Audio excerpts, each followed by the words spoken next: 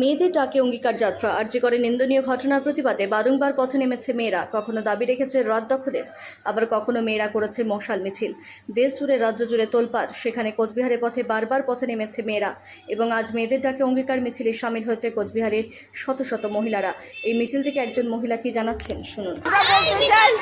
অবিলম্বে সমস্ত অপরাধীদের দৃষ্টান্তমূলক শাস্তি দিতে হবে এবং অপরাধীদের খুব দ্রুত শনাক্তকরণ করতে হবে।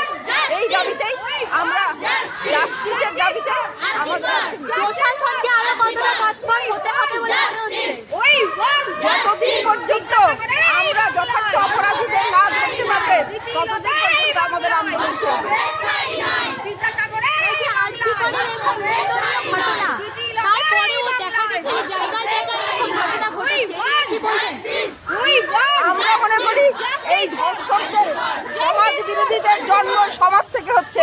কোনো মানুষই শিশু যখন শৈশব থাকে তখন ধর্ষক হয়ে জন্মায় না, ফলে সমাজ পরিবেশ আজকে ধর্ষকের জন্ম দিচ্ছে, অ্যান্টি সোশ্যালের জন্ম দিচ্ছে। ফলে আমরা মনে করি এই সমাজ মানসিকতার পরিবর্তন দরকার।